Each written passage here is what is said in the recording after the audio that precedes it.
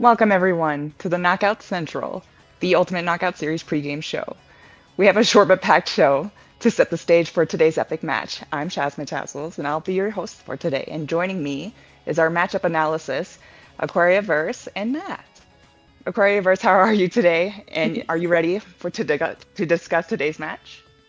Yeah, I'm feeling great, and I'm super excited to talk about this matchup today. Glad to hear it. And how are you doing, Matt? This is an amazing moment right here we have with the debut episode of the new Ultimate Knockout series. I'm really looking forward to seeing what comes of this to help the community. For those who don't know, I'm Matt Ponton from FreeStepDodge.com, #1 Dead or Alive fan site, community site for a little over a decade now. So I can't wait to see what happens today between our two players here, Hoodless and Zakkurye. Hoodless is the DOA6 champion and winner of the recent Combo Breaker tournament. Would you say he is favored to win this match tonight, Aquaria? I definitely think so. I think the odds are definitely in his favor if you look at, his tournament history, for sure. Interesting take. How do you feel about that, Matt? I do agree with that because Hood has been a long-time player of Dead or Alive. He grew up in the DOA5 last round era, started making a name for himself, and then he ended up becoming the official Dead or Alive 6 world champion. No one can take that away from him. And even since then, he's just been improving upon his game to new levels. Let's move on to Zakkurye. Very well known for his Hayabusa play, has tinkered with other characters. He's also the winner of the recent King's Cup tournament. Can he edge out the champ? Your thoughts, Matt? So Zakkurye is a very, very good Hayabusa player. He didn't do so well in the official World Championships themselves, but he did place like 9th overall in the entire road to the World Championships, and he's really leveled up his game. I think really recently he placed 9th as well in the Tampa Never Sleeps tournament, which I believe Hoodless didn't place as high against. So it'd be interesting to see Zakkurye adapt and fight Hoodless 1-on-1 in a 1st to 10 battle, because they can be pretty draining. And one thing that one has to wonder about is, will the experience and will the nerves get to Zakkurye in this? Because even in the Tampa Never Sleeps tournament, it ended up costing him top 8. What do you think, Aquaria? I think the one thing that Zakkurye has that could edge out the world champ would be the recent knowledge that he's gained just from running, his own ninja trials, getting to see, new players come through, get used to, their adjustments, their moves, how they're reacting to things. I think he's done a lot of homework in that aspect, especially with characters that maybe Hoodless is a little bit more well-versed in playing. I know recently he's really picked up on Rig, and, I think he's dabbled a little bit in the Tina and Zach and just various characters. So I think he's been doing a lot of homework to try and get a little bit of an edge on the world champ. So we'll see. I'm really curious to see what effort he's going to make today for this exhibition. Yeah, they're both certainly titans in the community. Hopefully we get a really good show for tonight here. One thing I'll say is that it's certainly important to bring up Zakkurye. Zakkurye's been really improving, adding new characters to his roster. That's one thing that I think Hood definitely excels at, is that he'll end up picking almost anyone on the roster and he can still win top 3. And the question comes down to, has Zakkurye studied enough those matchups that are necessary to help get him over the Hayabusa matchups specifically? So it'd be interesting to see how well he's improved. It's obvious that he's shown improvement, especially since the Dead or Alive 6 World Championships. So be very, very interested to see how this match goes and plays out. I was thinking, do we think any character switches will happen? I don't know if he's going to stick on the Busa the whole time. I think there's going to be a little bit of a switch up here today. Well, likewise, you can say the same thing about Hood, right? Because there's times where Hoodless will not even choose Rig in his final matches. He'll go a whole tournament using a character that he picked up 3 days prior. So we just don't know really what to expect from Hood either. It's a mystery. And I also wonder if that might be something that Zakkurye himself is worrying about. How can you plan for something that you don't know for sure is going to happen? I think Hood has a confidence that Zach's going to be picking Hayabusa, but does Zakkurye know with confidence that he's going to be fighting Hoodless at the top of his game with his best character, or is Hood going to decide to see how it plays out for a few matches to see to mix him up and get him in his mind game? I don't think he's even going to start with Rig. I think he's going to start with Zach and just play around, see if he can get into Zakkurye's head before he really, tries to take him down. I think there's going to be a little bit of playing around first for Hoodless to feel him out before Zakkurye decides, okay, no, I need to solidify my gameplay. I need to either do my advanced mid holds or do my throws or something. I think there's going to be a little bit of playing around here. So you think he was going to start with Zach at the front?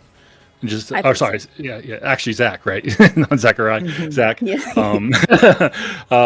Yeah, no, that's an interesting take, because like the thing is with Zach and Rig, that they're both very like momentum based. Obviously, I mean, the DOA in general is very momentum based, but like Zach, the character Zach and the character Rig, both can really just get that pressure in and string cancels into their stances, and you're left guessing. So it can freeze up even the strongest of competitors. So it's definitely, I agree that I think we may not see we may not see Rig at the front.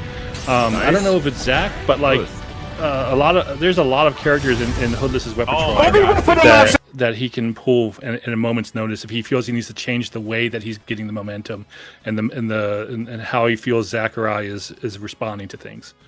Now, so I think overall for me, like if I had to give it like, I think I'm going to give an expectation here that it's going to be Hoodless taking the full set, but it's not going to be an easy fight. I think you could be. I think the end result will probably be 10-6, maybe 10-7. Hoodless.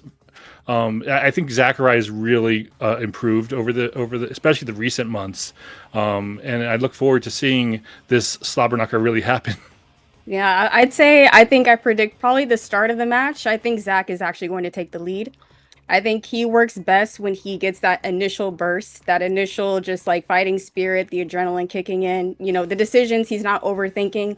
He's just playing the game. I think he's going to probably get go ahead maybe 4 to 5 points. And then I think that's going to be enough time for Hoodless to really be able to download Zach's habits. And, I think for Hoodless, he works best in these long form sets. I think a 1st to 10 is really where Hoodless kind of shines the best, because that gives him enough time to really download his opponent and see, okay, what's the mix here? What are you doing? What are things you're trying to throw at me? Okay, that's what you're doing? Okay, I'm going to switch around and I'm going to do this. Now, how do you react? I think that's something that's going to kind of come down to the wire. I do believe Zach's going to pull out in front first, and then probably by the midpoint, we're going to see some catch up, maybe some back-to-back.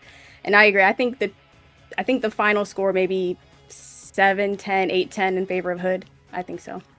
Yeah, I think you pretty much hit the nail on the head. Now, I think the big defining factor would be if Zakkurye decides to use any of those new characters he's been trying to add to his repertoire.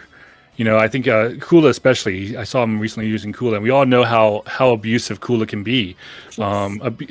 She's gifted a lot of great tools to really just do whatever the heck she wants. So it'd be interesting to see what happens with Zakkurye's character picks, because I think that's going to be the make or break moment of what happens in this exhibition match.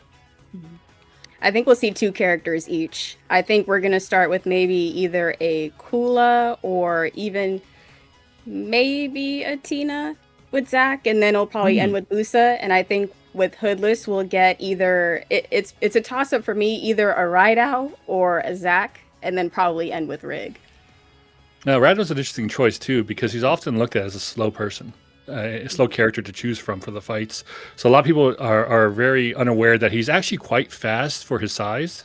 And so I think Hoodless gets a lot of free wins and stuff just because people are downplaying his own the Rydao pick.